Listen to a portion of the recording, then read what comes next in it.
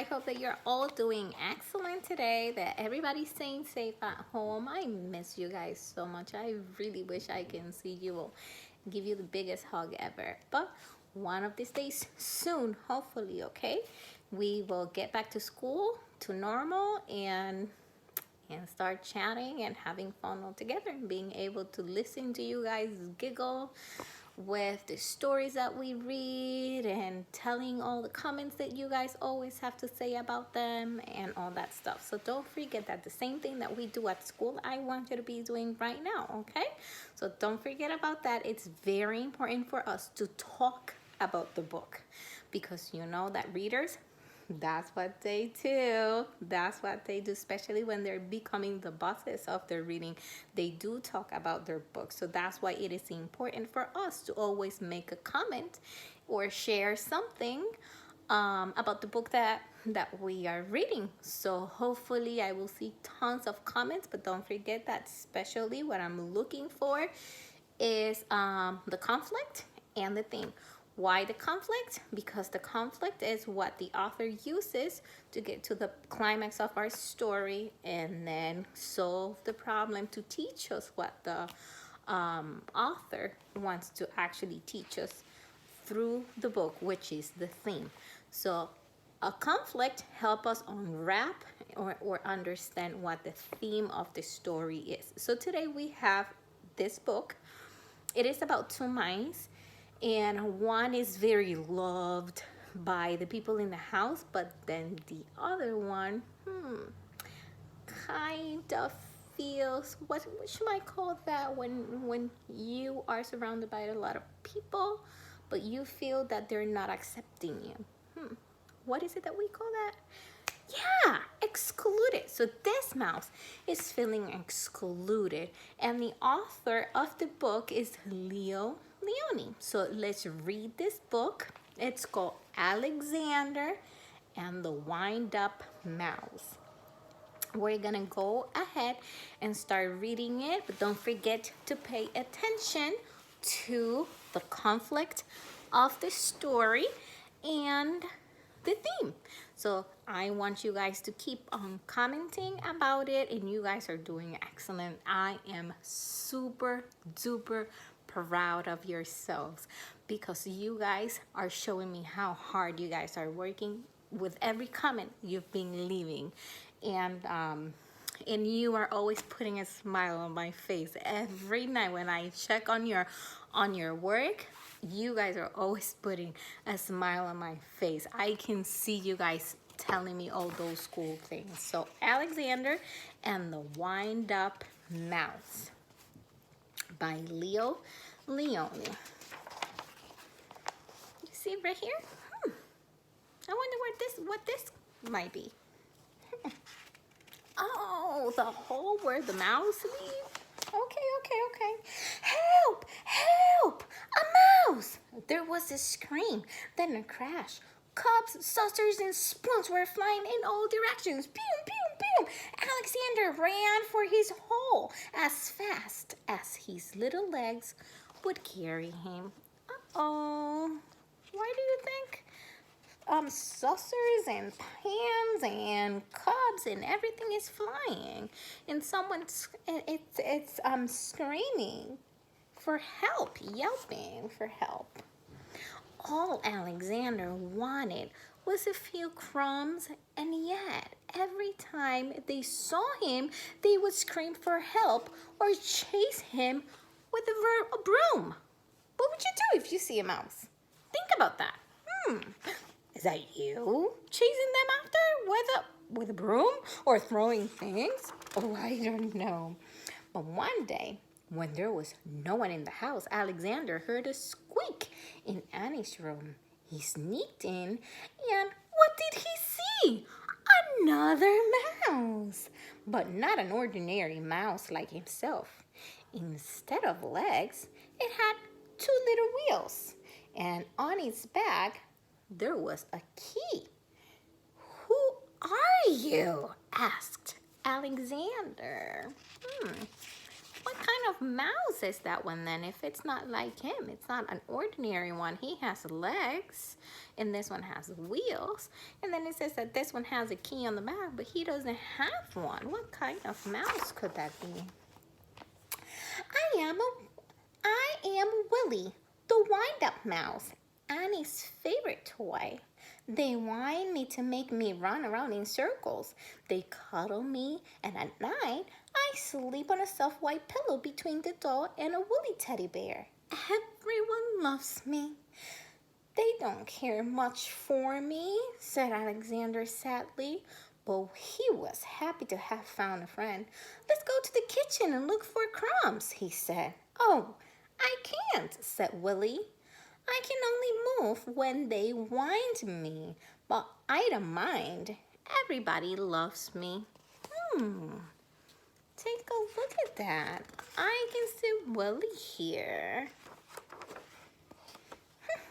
Alexander, too, came to love Willie. He went to visit him whenever he could. He told him of his adventures with brooms, flying saucers, and mousetraps. Willie talked about the penguin, the woolly bear, and mostly about Annie. The two friends spent many happy hours together.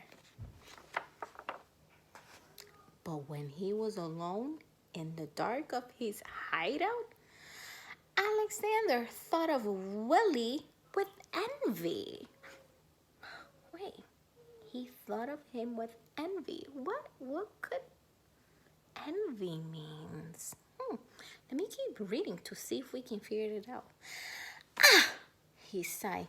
Why can't I be a wind-up mouse like Willie and be cuddled and loved?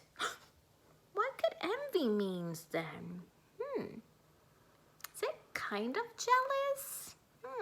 He wanted what Willie had. So that's what envy means. It's when you see that somebody has something that you really want to have, meaning, emotions, that's what envy means. So it's inside. It's not because somebody has something better than you, but because somebody has something very special that you don't have. So that envy feeling puts you a little down sometimes. One day, Willie told this strange story. I've heard, he whispered mysteriously, that in the garden, at the end of the pebble path, close to the blackberry bush, there lives a magic lizard who can change one animal into another. Do you mean, said Alexander, that he could change me into a wind-up mouse like you? Uh-oh, what do you think is going to happen in this story? Would that be part of what we've been discussing? I don't know. Think about that. That very afternoon, Alexander went into the garden and ran to the end of the path. Lizard! Lizard! He whispered, and suddenly there stood before him, full of colors of flowers and butterflies, a large lizard. Is it true that you could change me into a wind-up mouse? Asked Alexander in a quivering voice. When the moon is round, said the lizard, bring me a purple pebble. What do you think is Alexander going to do? What is the problem in this story? I wonder how the problem will be solved.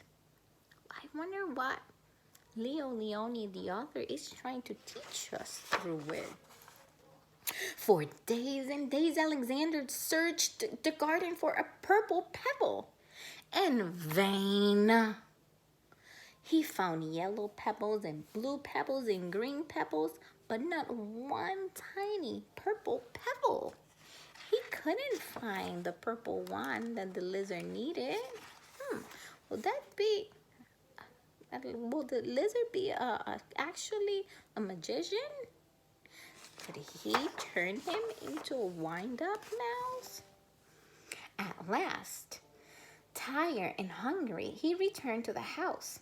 In a corner of the pantry, he saw a box full of old toys. And there, between blocks and broken dolls, was Willie. "What happened?" said Alexander, surprised. Willie told him a sad story. It had been Annie's birthday. There had been a party and everyone had brought a gift. The next day, Willie sighed. Many of the old toys were dumped in this box. We will all be thrown away. Alexander was almost in tears. Poor Willie, he thought. But then suddenly something caught his eyes. Could it really be? Can you see something in the book? Look at poor Willie here. He cannot move. Remember that the only way for him to move is if he gets wind up. If somebody used the key and turn it. But something caught Alexander's attention. Yes, it was. It was the purple pebble. Can you see it right here on the bottom where my finger is? Yes, right here. The purple pebble. What do you think is gonna happen? When he went to the lizard, he told the lizard that he wanted to be a wind-up mouse. Do you think that Alexander will turn into a wind-up mouse? Let's find out. Will that be the solution to his problem? Because he wanted to be a wind-up mouse because of all the awesome and loving stories that Willie had told them. But now Willie is in a box. What do you think he's going to do? Let's see. All excited, he ran to the garden, the precious pebble tight in his arms. There was a full moon, and out of breath, Alexander stopped near the blackberry bush. Lizard in the bush, he called quickly. The leaves rustled, and there stood the lizard. The moon is round, the pebble found, said the lizard. Who or what do you wish to be? I want to be. Alexander stopped. Then suddenly he said, Lizard, could you change Willie into a mouse like me? The lizard blinked. There was a blinding light, and then all was quiet. The purple pebble was gone. You see him here with a purple pebble? And the lizard is right there. Now he made the magic because it says that the purple pebble is gone. So Alexander ran back to the house as fast as he could. What do you think is he going to look for? Yes, I think he's going to look for Willie and find out if Willie had turned into a real mouse like him. What do you think is going to happen? Let's see. The box was there, but it was empty. Too late, he thought, and with a heavy heart, he went to his hole in the baseboard. What happened?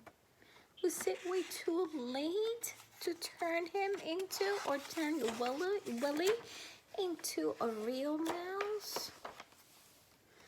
Something squeaked. Cautiously, Alexander moved closer to the hole. What do you notice? Wait. Am I seeing it right? What is that right there? Could it be? I don't know. There was a mouse inside. Who are you? Said Alexander, a little frightened. My name is Willie, said the mouse. Willie, cried Alexander. The lizard did it! He hugged Willie and they ran to the garden path. And there they danced until dawn. Take a look at both of them. What happened in this story? what was the problem in our story and how it got solved, because that is going to lead us to understand what is the message that the author Leo Lionni would like to teach us. So don't forget to leave your comments. Until next time, bye.